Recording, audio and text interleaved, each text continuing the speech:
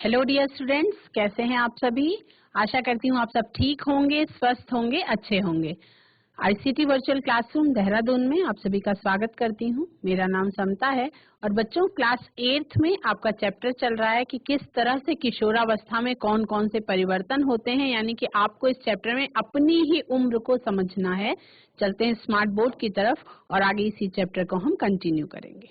बच्चों, इस चैप्टर में आप लोग देखो, जो लास्ट चैप्टर था आप लोगों का, उसमें आपने रिप्रोडक्शन इन ऑर्गेनिजम्स पढ़ा था, है ना। इस चैप्टर में आपको इस उम्र में, जो आपका क्लास 8 है, क्लास 8 में आप लोग की सभी बच्चों की उम्र लगभग 12 से लेके 14 साल के बीच में होगी। तो इस उम्र में शरीर में क्या क्या परिवर्तन शुरू होते हैं, क्या क्या चेंजेस शुरू होते हैं, उनके बारे में आपको जानना है। ठीक है, मैंने आपको बताया कि किस तरह से अलग अलग हार्मोन्स जो हैं वो आपके एक्सोक्राइन ग्लैंड से और एंडोक्राइन ग्लैंड से, यानी अंतःस्रावी ग्रंथियां होती हैं, बाह्य स्रावी ग्रंथियां होती हैं, उसमें आपको हार्मोन्स रिलीज होने शुरू होते हैं इस उम्र में। और इसी उम्र में जब हार्मोन्स रिलीज होने शुरू होते हैं तो शरीर में बहुत सारे अलग अलग परिवर्तन होने लगते हैं जो आपको दिखाई पड़ते हैं, और उन लक्षणों के आधार पे हम लड़का और लड़की में डिफरेंस देख करके भी, सेक्सुअल डायमॉर्फिज्म पाई जाता है। मतलब देख करके ही हम ये बता सकते हैं कि अमुक लड़का है या लड़की है ना। मैंने आपको बताया था कि कल हम पैनक्रियाज के बारे में बात कर रहे थे कि पैनक्रियाज जो ग्लैंड होती है उससे इंसुलिन नाम का एक हार्मोन सिक्रीट होता है जिससे डायबिटीज को कंट्रोल किया जाता है। ठीक है, नेक्स्ट आपका है गोनैड्स, यानी कि जननांगों में भी हार्मोन सिक्रीशन होता है। तो गोनैड्स में testis and ovaries are both involved in producing gametes and are also endocrine in function. Endocrine in function मतलब ये हार्मोन्स का भी सिक्रीशन करते हैं। Testis secrete testosterone hormone and ovaries secrete the hormones estrogen and progesterone. These are also known as male sex hormones and female sex hormones respectively, है ना। तो इन hormones के सिक्रीशन के कारण ही बहुत सारे अलग अलग मानसिक परिवर्तन भी होते हैं, शारीरिक परिवर्तन भी होते हैं, और आपके सोचने की क्षमता में भी परिवर्तन होते हैं। Testosterone is responsible for the growth and development of male secondary sexual characters. Male secondary sexual characters कौन कौन से होते हैं? जैसे बॉयज में दाढ़ी मूंछ का आना, और आवाज का भारीपन, लंबाई का बहुत तेज खींचना, है ना, आपके जननांगों का बहुत तेजी से विकास होना, ये सब जो है टेस्टोस्टेरोन के कारण आते हैं। Deficiency of testosterone results in under sexed individuals whose masculine characters are not properly developed। अगर इस हार्मोन की कमी हो तो बॉयज में वो लक्षण जो किसी एक पुरुष में होते हैं वो लक्षण बहुत कम दिखाई पड़ेंगे या नहीं दिखाई पड़ेंगे, मतलब पुरुषत्व का उनमें फिर क्या होगा, अभाव होगा। Estrogen is responsible for the development of secondary sexual characters in females like development of mammary glands. और जब ईस्ट्रोजन की डिफिशियंसी होती है तो इनफर्टिलिटी को आगे ले जाती है। प्रोजेस्टेरॉन नाम का हार्मोन जो होता है helps in regulation of menstrual cycle and maintaining pregnancy. जो प्रोजेस्टेरॉन नाम का हार्मोन है ये मेंस्ट्रुअल साइकिल को मेंटेन रखने में हेल्पफुल होता है। तो 3 हार्मोन्स के नाम आपने जाने, एक तो हो गया आपका testosterone that is present in boys में इसका सिक्रीशन होता है, और वो बाद में भी होते रहता है, बहुत उम्र के बाद भी ये हार्मोन्स का सिक्रीशन होते रहता है। ईस्ट्रोजन और प्रोजेस्टेरॉन जो है ये मेंस्ट्रुअल साइकिल के स्टार्ट होने का कारण होता है। The human body contains 30 amazing hormones which regulate activities such as sleeping, body temperature, hunger and managing stress। हमारे मानव शरीर के अंदर लगभग 30 बहुत अमेजिंग हार्मोन्स पाए जाते हैं जो आपके सोने की गतिविधि को, आपके शरीर के तापमान को, आपकी भूख को, आपकी चिंता को, जो स्ट्रेस का लेवल होता है उसको मेंटेन करते हैं, उसको वो मैनेज करने का काम करते हैं। ठीक है। अब जब आप ये पढ़ रहे हैं चैप्टर बच्चों, तो इस चैप्टर में आपको अलग अलग हार्मोन्स के बारे में आपने जाना, सेकेंडरी सेक्सुअल कैरेक्टरिस्टिक फीचर्स के बारे में जाना जो बॉयज में और गर्ल्स में पाए जाते हैं। ठीक है, मैं आपसे ये रिक्वेस्ट कर रही हूँ कि अगर आपको कोई क्वेश्चन है इसमें तो आप उस क्वेश्चन को जरूर पूछ सकते हैं, क्योंकि कंफ्यूजन नहीं होना चाहिए बच्चों। ये बहुत ही इम्पोर्टेंट चैप्टर है आप लोगों की उम्र के हिसाब से, और इसके बारे में कोई भी गलत जानकारी उचित नहीं है। तो अगर कहीं कोई कंफ्यूजन है तो आप अपनी कंफ्यूजन को मुझसे पूछ सकते हैं, आपकी समस्या जो है वो मैं क्लियर करूंगी। मनुष्यों में जो जनन काल की अवधि होती है, जो मैंने आपको पिछले चैप्टर में भी बताया था, रिप्रोडक्शन का जो काल होता है, जब किशोरों के टेस्टिस और अंडाशय ये गैमीट्स का उत्पादन करने लगते हैं, तब वो जनन के योग्य हो जाते हैं, है ना। गैमीट्स की जो परिपक्वता होती है, मैच्योरिटी होती है, और प्रोडक्शन की जो क्षमता होती है, वो पुरुषों में स्त्रियों की अपेक्षा अधिक अवधि तक रहती है। ये आप सबको पता है कि मतलब अब यू कैन से कि जो गर्ल्स हैं जब वो स्त्री के रूप में बदलती हैं, मतलब बड़ी लड़कियां जब बिल्कुल बड़ी शादी योग्य हो जाती हैं, तो उसके बाद उनको एक फिक्स टाइम मिलता है, मतलब 40 से पहले पहले ही वो माँ बन सकती हैं। उसके बाद फिर वो माँ बनने की क्षमता भी कम हो जाती है, और 50 के बाद वो ये पॉसिबल नहीं होता है ना। तो गर्ल्स में जो आपकी रिप्रोडक्शन की एज होती है वो 12 साल से समझ लीजिए कि स्टार्ट होने लगती है, शुरुआत हो जाती है, और 45-50 साल की आयु तक वो प्रोसेस चलती रहती है, जिसके कारण माँ बना जा सकता है। वो प्रोसेस जिसको हम क्या कहते हैं, मेंस्ट्रुअल साइकिल कहते हैं, है ना। प्रॉपर सही समय पे मेंस्ट्रुअल साइकिल का होना भी एक बहुत बड़ा रीजन है। तो जो आपका जब ये एज स्टार्ट होती है तो उस समय पे जो ओवम है वो मैच्योर होने लगते हैं। तो जो आपका ओवरी है, ओवरी से एक महीने में एक ही ओवम निकलता है, और 28 से 30 डेज के अंतराल पर, जैसे 2 ओवरीज होती हैं तो एक ओवरी से एक बार मंथ में निकलेगा, अगली ओवरी से अगली मंथ में आएगा, है ना। और उसके बाद फिर उस समय पे क्या होता है, जिस समय पे ये ओवम निकल रहा होता है, उस समय पे जो यूट्रस की वॉल है इंटरनल, वो मोटी हो जाती है या थोड़ा मजबूत हो जाती है, ताकि वो यदि प्रेगनेंसी हो जाए तो वहां पे ठीक से जो आपका एम्ब्रियो है, जाइगोट है, वो इम्प्लांट हो सके, है ना।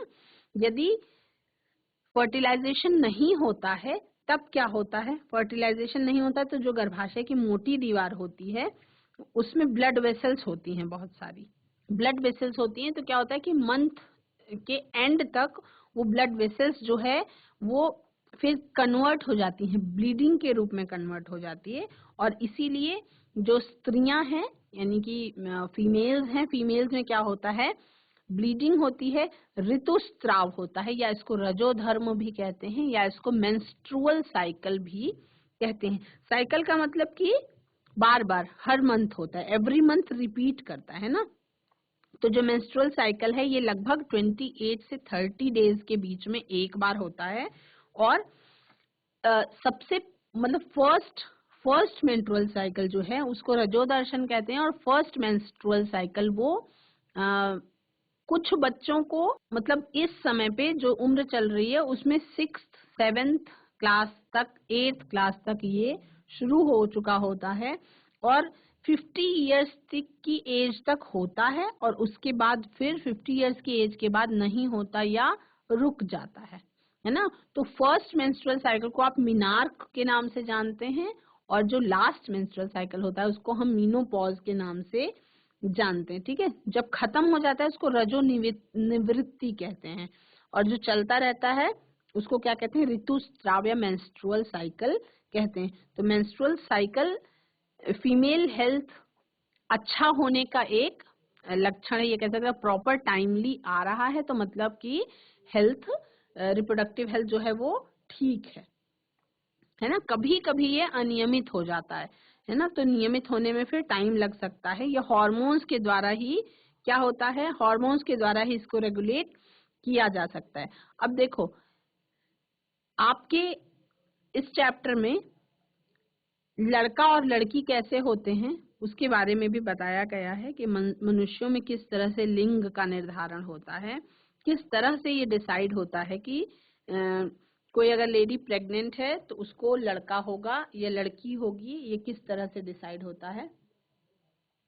हार्मोनल एक्शन के बारे में हम जानेंगे। एंडोक्राइन ग्लैंड्स जो होती हैं वो डक्टलेस ग्लैंड्स होती हैं। Endocrine glands are ductless glands which release their secretions called hormones into the bloodstream. रक्त में डायरेक्ट छोड़ देती हैं। But how do these hormones work, ये हॉर्मोन्स काम कैसे करते हैं, and how do they bring about changes in the body. All endocrine glands release there hormonal secretions into blood. सारे के सारे एंडोक्राइन ग्लैंड्स जो हैं वो हार्मोनल सिक्रीशंस को ब्लड में रिलीज कर देते हैं। These hormones on reaching a particular site in the body called the target site, जो मैंने आपको बताया था, टारगेट साइट पे जब पहुंचते हैं, bring about necessary changes to maintain proper functioning of the body, proper functioning of the body. अब हम एग्जाम्पल लेंगे टेस्टोस्टेरोन और ईस्ट्रोजन हार्मोन का कि किस तरह से वो हार्मोनल एक्शन को परफॉर्म करते हैं। To understand the process of hormonal action, hormones testosterone and estrogen. To understand the process of hormonal action, हम देखेंगे कि किस तरह से ये hormonal action जो है वो होता है। Hormones known as testosterone and estrogen are produced by the testis and the ovary. Testis is present in males and ovaries are present in females. The production of these hormones is under the control of hormones from the anterior pituitary gland. Testosterone और oestrogen का secretion का level जो है वो control करता है कौन, pituitary gland से निकलने वाला हार्मोन। ठीक है, hormones released from the anterior pituitary.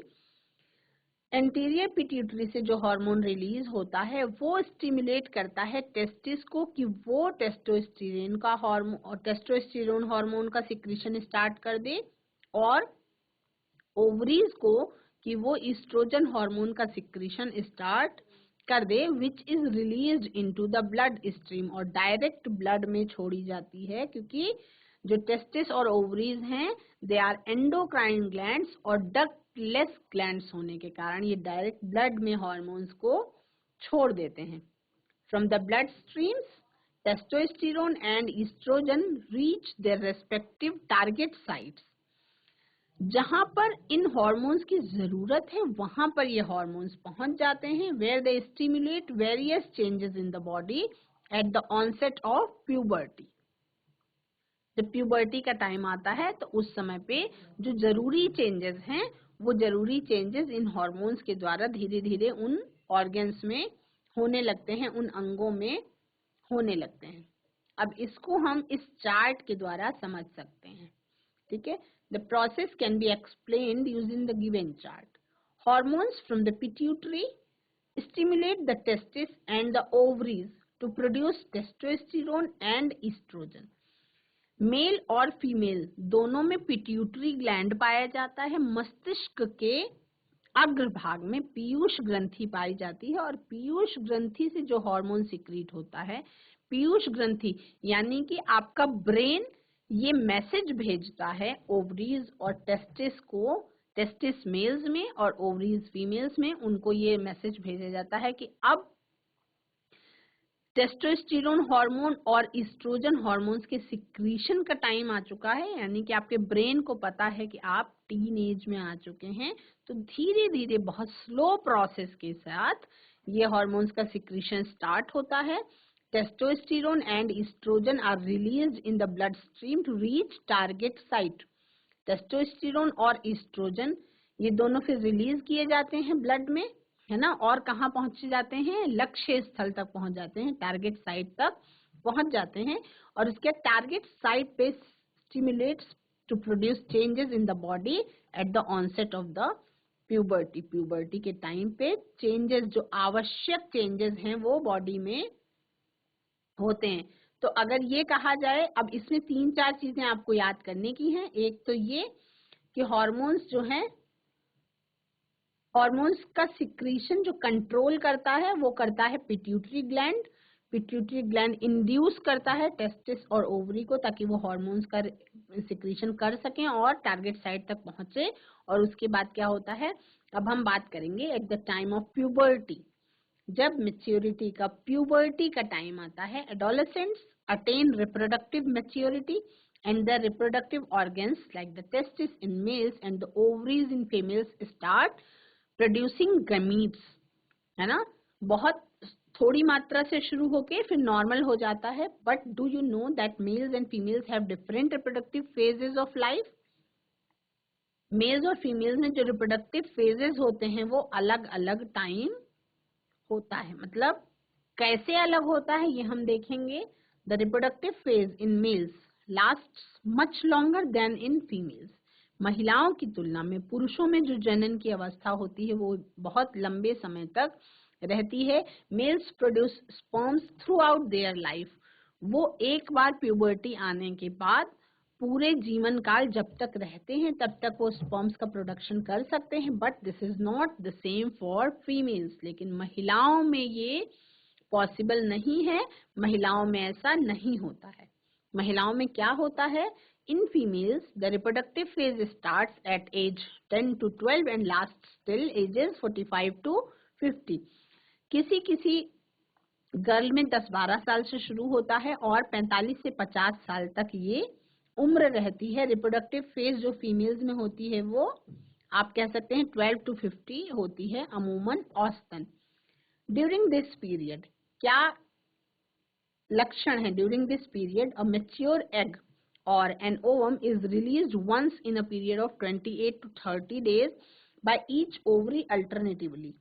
हर एक ओवरी के द्वारा नियमित तौर पे 1 मंथ में 1 ओवरी से और अगले मंथ में अगली ओवरी से अल्टरनेट तरीके से, यानी कि वो एक बार लेफ्ट से, एक बार राइट से, फिर एक बार लेफ्ट से, फिर एक बार राइट से। The uterus also undergoes changes during this period. Uterus में भी उस समय पे चेंज होता है। क्या होता है, the wall of the uterus becomes thick. Uterus की यानी गर्भाशय की जो अंदरूनी वॉल है वो मोटी हो जाती है, so that the developing embryo can attach itself to the uterus. क्योंकि आपके यूटेरस को ये नहीं पता कि बच्चा बनेगा कि नहीं बनेगा, तो वो शरीर अपने आप को उस तरह से रेडी करता है। If the embryo attaches to the wall of the uterus pregnancy occurs. अगर एम्ब्रियो अटैच हो जाता है वॉल से तो प्रेगनेंसी होती है।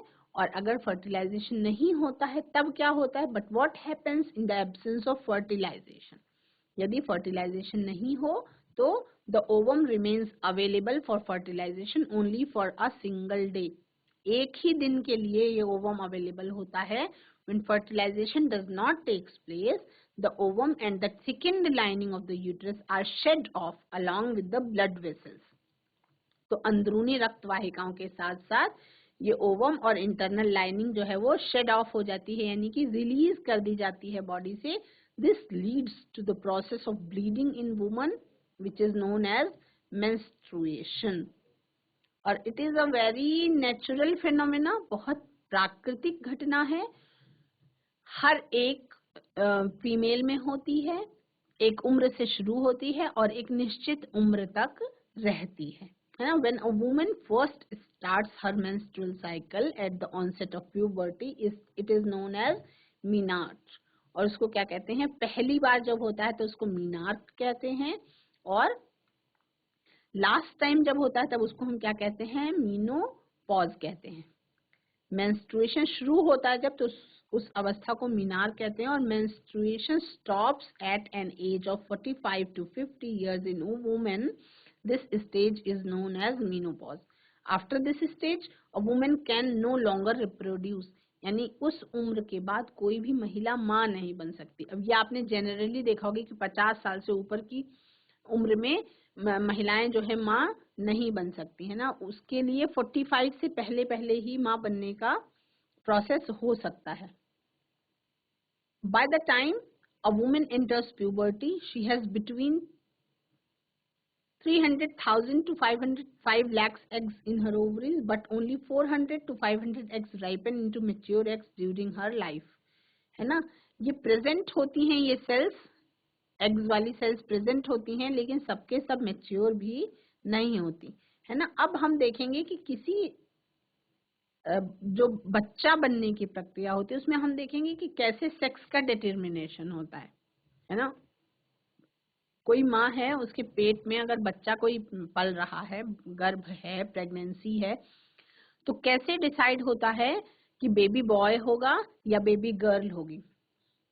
Have you ever thought how a baby boy और a baby girl is born? आपको पता है कि कैसे एक या तो लड़का होता है या लड़की होती है, वो directs the zygote to form a baby boy और a baby girl.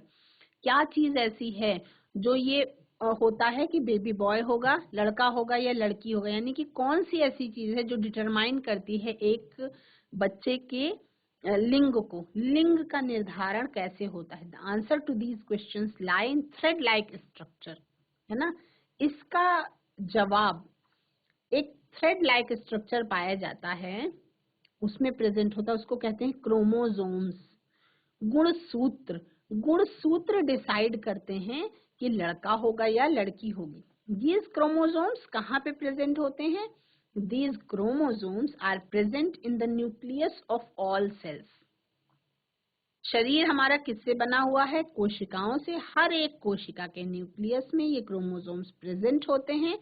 They are also present in the zygote, और जाइगोट में भी ये प्रेजेंट होते हैं। They carry the instruction for determining the sex of the baby. But how many chromosomes do humans have, and do all of them determine the sex of a child? No. क्या है? All human beings, सभी मनुष्य have 23 pairs of chromosomes, out of which 2 chromosomes are sex chromosomes. 23 जोड़ी गुणसूत्र के पाए जाते हैं हर एक मनुष्य में, जिसमें से 22 जोड़ी जो होते हैं वो एक जैसे होते हैं, यानी कि मेल और फीमेल में 22 जोड़ी एक समान होते हैं। एक 1 पेयर ऑफ क्रोमोसोम ऐसा होता है जो गर्ल्स में तो 23 पेयर्स पूरे पूरे सेम होते हैं, बॉयज में 22 पेयर्स सेम होते हैं। 1 पेयर ऐसा होता है जिसमें सेक्स क्रोमोसोम पाया जाता है ना। तो how sex is determined in human beings, हम कैसे जानेंगे कि मनुष्यों में लड़का लड़की का निर्धारण होता कैसे है। The sex of a child is dependent on the father, मतलब पिता पर ये डिपेंड करता है कि लड़का जो है वो, बच्चा जो है वो लड़का होगा या लड़की होगी, क्योंकि जो 22 जोड़ी क्रोमोसोम्स तो सेम थे, पर जो 23वीं जोड़ी थी, 23rd पेयर ऑफ क्रोमोसोम था, उसमें मेल में एक्स और वाई क्रोमोसोम्स जो हैं वो अलग अलग होते हैं, और वही डिसाइड करते हैं कि चाइल्ड जो होगा वुड बी वो मेल होगा या फीमेल होगा, है ना। In some animals such as turtles, lizards, crocodiles and a few snakes, the sex of progeny depends upon the incubation temperature of the eggs. कुछ इन्वायरमेंटल फैक्टर्स भी हैं, यानी कि हर जंतु में ऐसा नहीं होता है, कुछ एनवायरमेंटल फैक्टर्स भी होते हैं। इंक्यूबेशन टेम्परेचर एग्स का डिसाइड कर देता है कि मेल होगा या फीमेल होगा। कुछ टर्टल्स में हम किस तरह से मनुष्यों में किस तरह से मेल फीमेल होते हैं उसके बारे में जान लेते हैं आज एक बार। जैसे बच्चों 23 पेयर्स ऑफ क्रोमोसोम्स प्रेजेंट होते हैं, है ना। तो अगर हम बात करें कि बात कर लेते हैं, जैसे मान लीजिए कि स्पर्म है और ओवम है। स्पर्म में क्या होता है? एक्स और वाई, और इसमें होता है एक्स एक्स, ठीक है। तो अगर इनकी मैचिंग होती है, मिलते हैं स्पर्म और ओवम, तो अगर यहाँ पे इसके इससे मिलेगा और इसके इससे मिलेगा, मान लो एक्स वाई का कॉम्बिनेशन हुआ, एक्स वाई का यदि कॉम्बिनेशन हो गया तो क्या होगा? मेल होगा, यानी कि लड़का होगा। और अगर एक्स एक्स का कॉम्बिनेशन हो गया तो क्या होगा? फीमेल होगा, यानी कि लड़की होगी, है ना। और डिसाइड कौन कर रहा है, ये वाई क्रोमोसोम ही डिसाइड करे। ये कहाँ प्रेजेंट होता है, ये फादर में, और ये कहाँ से मिल रहा है आपको, मदर से। तो किसी भी महिला को बेबी बॉय होगा या बेबी गर्ल होगी, ये डिसाइड कौन करता है, ये डिसाइड करता है होने वाला पिता। होने वाले पिता से जो क्रोमोसोम मिलता है वही ये डिसाइड करता है कि बेबी बॉय होगा या बेबी गर्ल होगी। तो बच्चे के लिंग के निर्धारण के लिए उसकी माँ उत्तरदायी नहीं है, बल्कि पिता उत्तरदायी होते हैं। जन्म से पूर्व ही शिशु का लिंग का निर्धारण हो जाता है, लड़का होगा या लड़की होगी। ये धारणा रही है हमारे समाज में कि बच्चे के लिंग के निर्धारण के लिए उसकी माँ उत्तरदायी है, लेकिन ऐसा नहीं है। ये पूर्णतः 100% निराधार है, मतलब इसका कोई आधार नहीं है। लिंग निर्धारण के लिए, सेक्स डिटर्मिनेशन के लिए फादर ही उत्तरदायी होता है ना। तो ये आपका सेक्स डिटर्मिनेशन का है कि किस तरह से, अब अगर आज ये पूछा जाए कि सेक्स डिटर्मिनेशन कैसे होता है, बेबी बॉय या बेबी गर्ल कैसे बनती है, तो ये आप लोग को समझ में आज आ गया होगा। मैंने आपको बताया कि स्पर्म में जो है वो जो 23वीं जोड़ी गुणसूत्र पाया जाता है उसमें एक्स और वाई होता है, यानी डिफरेंस जो है वो किस में आता है, मेल स्पर्म में आता है।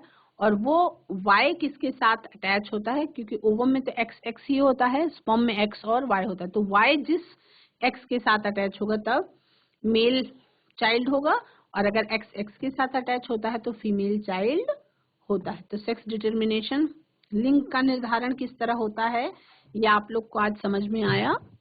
मनुष्यों में लिंग का निर्धारण कैसे होता है, लड़का लड़की कैसे बनते हैं, ये आपने आज जाना। और अब हम देखते हैं, ये बड़ी क्लासेस में आप पढ़ेंगे है ना कि बर्ड्स में किस तरीके से सेक्स का डिटर्मिनेशन होता है, फ्रूट फ्लाई में किस तरीके से सेक्स का डिटर्मिनेशन होता है, ये सब हम बाद में देखेंगे। Importance of personal health, hygiene and nutrition during adolescence. किशोरावस्था के समय पे जो पोषण आवश्यकताएं हैं, हाइजीन है और न्यूट्रिशन है, उनकी क्या आवश्यकता है, कितना होना चाहिए, ये हम जानेंगे। किशोरों की पोषण आवश्यकताओं के बारे में जानेंगे। The body of an adolescent undergoes a number of changes. आपको अब तो पता ही चल गया होगा कि किशोरावस्था में शरीर में बहुत सारे परिवर्तन होते हैं। Thus it is important for adolescents to take care of their nutritional requirements, personal hygiene and health। यानी कि अपनी पर्सनल हाइजीन का ध्यान रखना बहुत ज्यादा जरूरी है। आपको जो भी पोषण की आवश्यकताएं हैं उसको पूरा करना जरूरी है, और अपने स्वास्थ्य का भी ध्यान रखना बहुत ज्यादा जरूरी है। अब किस तरह से हमें अपने स्वास्थ्य का ध्यान रखना चाहिए वो हम देखेंगे। You must have heard your parents advising you to eat a balanced diet containing all the nutrients instead of fast food like burgers, patties, chips, cold drinks. क्या बता रही हूँ मैं, सारे बच्चों को यही पसंद होता है ना। लेकिन बच्चों, जो पेरेंट्स कहते हैं वो ये कहते हैं कि आपको बैलेंस्ड डाइट खाना चाहिए। मैं ये नहीं कह रही कि आपको फास्ट फूड नहीं खाने चाहिए, लेकिन हाँ ये कर सकते हैं आप कि फास्ट फूड के साथ साथ जो आपका संतुलित आहार है उसको भी आप खाएं। यानी कि आपके खाने में आपकी थाली शुड बी वेरी कलरफुल। यानी कि थाली का मतलब प्लेट नहीं, प्लेट के अंदर जो आप ईटिंग मटेरियल आपका है, जो खाना आपका है, वो आप कोशिश करें कि बहुत रंगीन होना चाहिए। जैसे कि उसमें आपको लाल रंग का टमाटर भी होना चाहिए, ऑरेंज कलर का कैरेट भी शामिल करना चाहिए, आपको हरे रंग की पत्तेदार सब्जियां भी शामिल करनी चाहिए, आपको व्हाइट कलर का राइस या रोटी भी शामिल करना चाहिए।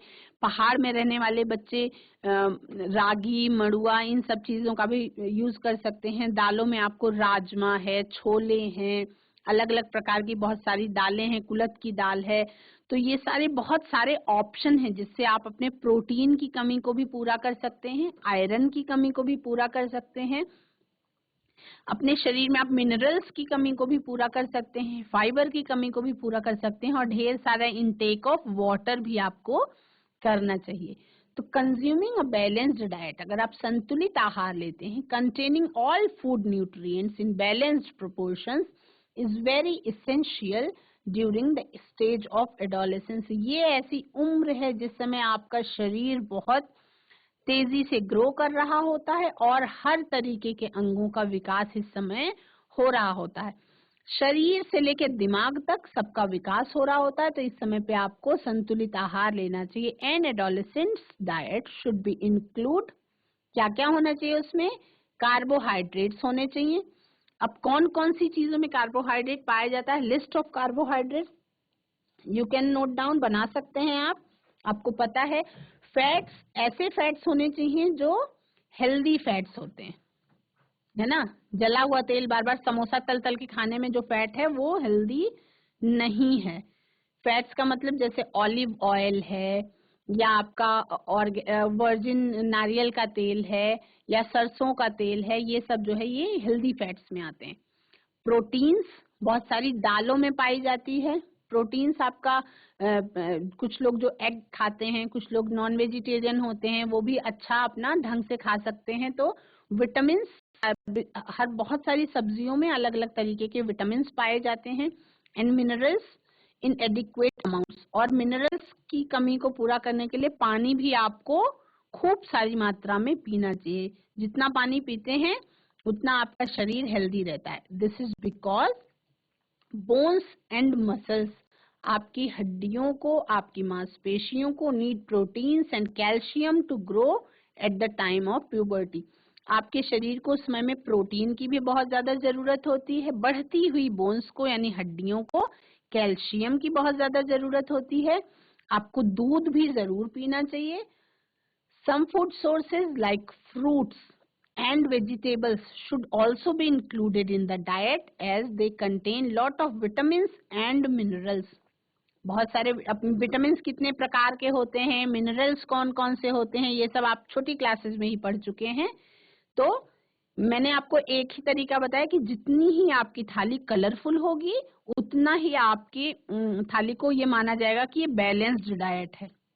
जितने ज्यादा कलर्स आप शामिल करेंगे अपने खाने में उतना ही आपका डाइट जो है वो बैलेंस हो जाएगा। अब फूड आइटम्स जैसे कि बच्चों क्या है, चिप्स है, कोल्ड ड्रिंक्स है और स्नैक्स है, शुड बी अवॉइडेड और their consumption should be restricted as they are good in taste only and are poor in nutrient content. देखो, जो खाने पीने का सामान है इसको आप केवल दो कैटेगरी में डिवाइड कर सकते हो। एक तो होता है हाई न्यूट्रिएंट कंटेंट और दूसरा होता है जो न्यूट्रिएंट रिच होते हैं, और एक होता है जिसमें न्यूट्रिएंट्स कम होते हैं, लो न्यूट्रिएंट्स होते हैं। तो बस मैं ये नहीं कह रही कि आपको चिप्स और कोल्ड ड्रिंक्स नहीं पीने चाहिए, लेकिन ये आप कर सकते हैं कि उसको रेस्ट्रिक्ट कर दीजिए। मतलब पर डे मैगी मत खाइए, संडे को एक दिन आप खा सकते हैं, वो भी लिमिट में। एक साथ 4-5 बर्गर नहीं खा सकते आप, 10 पैकेट चिप्स के नहीं खा सकते। थोड़ा जैसे, क्योंकि वो स्वाद के लिए ही, उससे कोई फायदा तो है नहीं, तो स्वाद के लिए थोड़ा सा आप खा के अपना स्वाद ले लीजिए और बहुत सारा मतलब उससे पेट मत भरिए। पेट भरने के लिए हमेशा खाना खाइए, वो भी बैलेंस्ड डाइट, और स्वाद के लिए आप थोड़ा बहुत ये चीजें भी खा सकते हैं। अब आपको इस उम्र में और क्या करना होता है, maintaining personal hygiene. Personal hygiene को मेंटेन करना बहुत ज्यादा जरूरी होता है eight the time of puberty. Personal hygiene का मतलब समझ में आता है आपको कि आप अपनी पर्सनल हाइजीन, इसको क्या कहते हैं, eight the time of puberty, इस उम्र में the activity of the sweat glands increase considerably. Therefore, it is necessary for an adolescent to have a bath daily to protect the body from bacterial infections. देखो, इस simple भाषा में समझ लो कि रोज नहाना चाहिए। जो बच्चे डेली नहाते नहीं है तो उनके शरीर में गंदगी इकट्ठी हो जाती है ना। Also girls should maintain personal hygiene at the time of menstruation to avoid various infections. और गर्ल्स को मेंस्ट्रुअल साइकिल के टाइम पे बहुत ज्यादा पर्सनल हाइजीन मेंटेन करनी चाहिए ताकि किसी भी प्रकार के इन्फेक्शन से बचा जा सके। तो मतलब साफ सफाई का बहुत ज्यादा योगदान है आपके अच्छी हेल्थ में, क्योंकि जब साफ सफाई रखते हैं, पर्सनल हाइजीन रखते हैं, तो किसी भी प्रकार के इन्फेक्शन से बचे रहते हैं। मेंटेनिंग पर्सनल हेल्थ, एडोलेसेंट्स यानी कि जितने भी किशोरावस्था में बच्चे हैं should do regular physical exercise to keep their body fit and healthy. तो क्या करना चाहिए? फिजिकल एक्सरसाइज करना चाहिए, यानी कि स्कूल में पीटी करना चाहिए, योगा भी कर सकते हैं आप, दौड़, जो आप लोग खेलते कूदते हैं, दौड़ भाग करते हैं, वो भी फिजिकल एक्सरसाइज में ही इंक्लूड हो जाती है। They should play outdoor games and should keep themselves active. आपको जब धूप हो,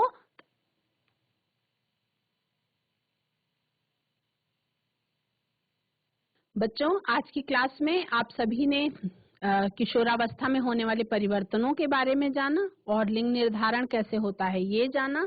कुछ भी समस्या होने पर चैट के माध्यम से आप मुझसे पूछ भी सकते हैं। That's all for today. Have a nice day. Take care.